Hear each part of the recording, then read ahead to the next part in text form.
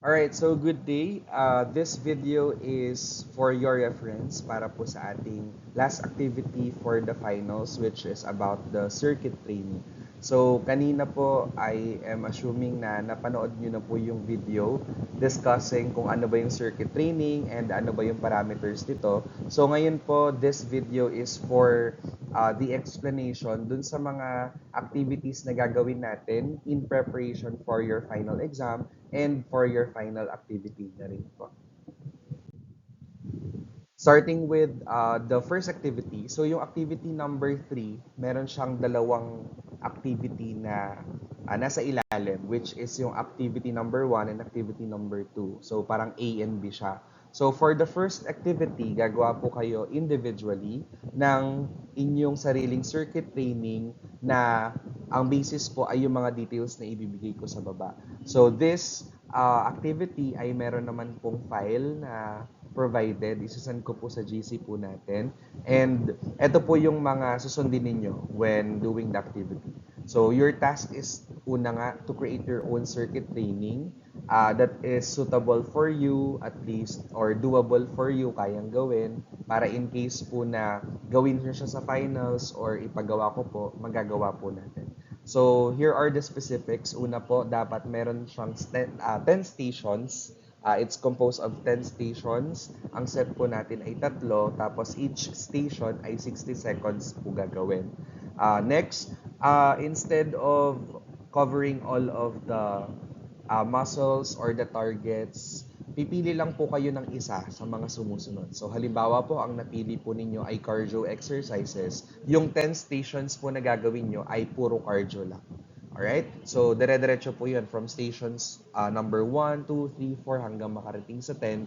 Lahat po yun is cardio lang. So, one muscle or one target lang po for this activity. So, ang natandaan lang po natin, you have to make sure again that the program is suited, is doable, and siguraduhin lang po natin na hindi po masyadong magiging challenging para sa atin yung program since may possibility nga po na gawin po natin siya.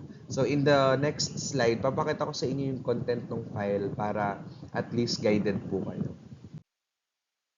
And as you can see in this example, so this is the first part of the file. Dun sa first part ng file, ang gagawin nyo lang po is to simply put images of the exercises na pinili po natin. So halimbawa po sa station number 1, ang napili po natin ay squats. So lagyan lang po kayo dyan ng picture ng squats. Station number 2 halimbawa ay lunges. So hanggang makompleto po natin yung picture. It doesn't necessarily need to follow this structure or this framework. Pwede po ninyo itong i-customize. So, pwede nyo pong burahin yung mga boxes, tanggalin yung mga station, as long as may arrow po. Ano pong importance ng arrow? Para guided po ako kung alin po ba yung mauuna, alin yung susunod, and so on and so forth.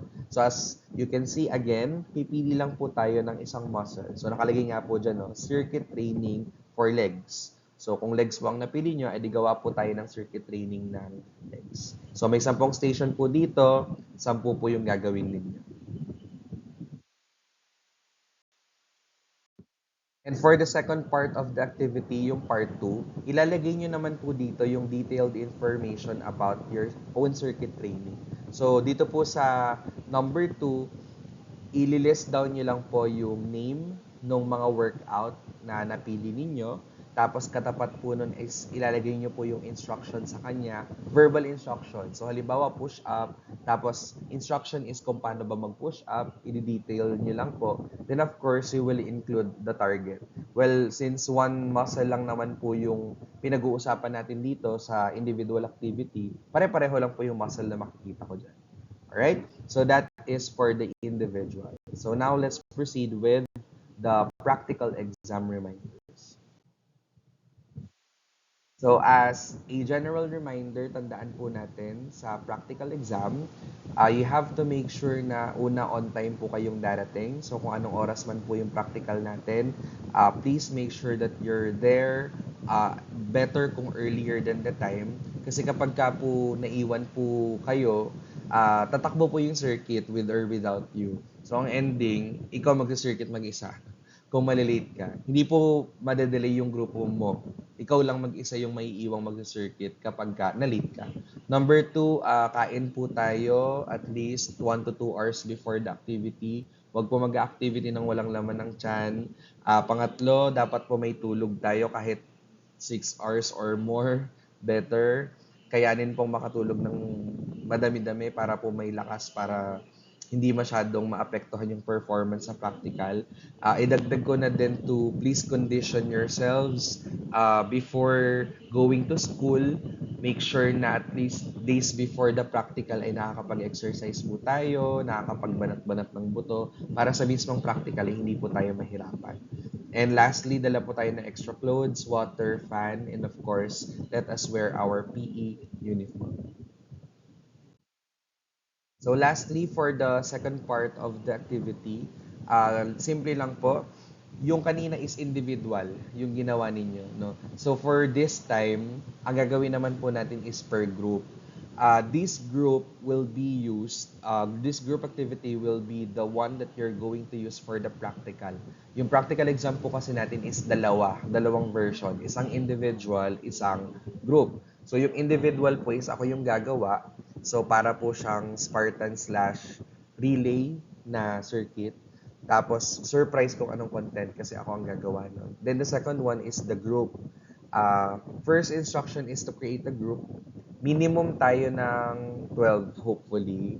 Pero kung hindi talaga kaya makabuo ng 12, pwede din naman po na less than 12 kayo. Pero yung stations nyo is naka-default siya na 12 talaga. So, gagawa kayo ng 12 na stations. Then, kapag naman lumagpas ng 12, magdadagdag po tayo ng station. So, halimbawa, 13 kayo, edi magiging 13 stations po siya.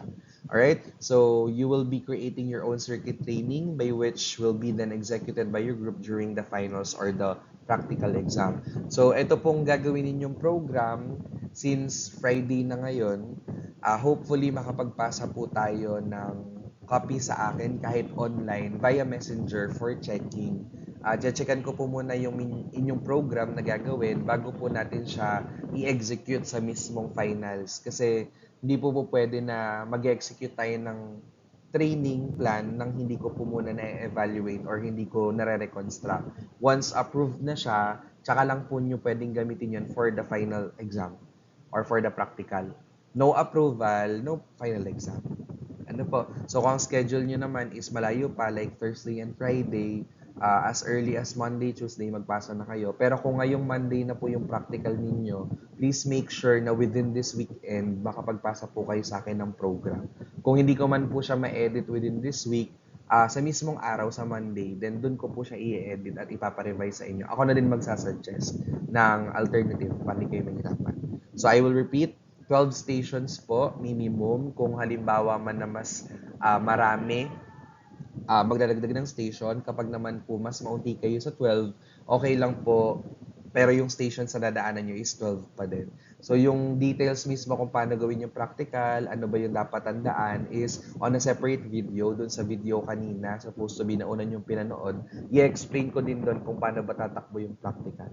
So general reminder lang po, you should memorize whatever programs you will be creating.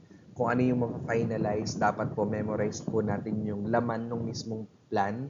Kasi pag ginawa niyo na po yung program, wala po kayong kodigong titignan. So magsasabi lang po ako ng switch, magsasabi lang po ako ng go, stop, yun lang po. So yung grades po ninyo, maapektuhan kapag may isang nagulo, nagkamali, hindi na-execute ng tama yung exercise. So basically, nagiging domino siya. Since naka-circuit nga yan, so connected po yan. Alright? So all of the formats shall be given via messenger in your group chat. So paki-stay tuned na lang sa GC ninyo. And for the submission, yung individual po kanina, yung in-explain ko, is only to be submitted in a Google Drive. Pa-provide ko po yung link sa GC, PDF po yun. And this one naman po, on-site siya supposed to be, pero since kulang na tayo sa oras, so kahit messenger na lang po. So yun lang po, and thank you.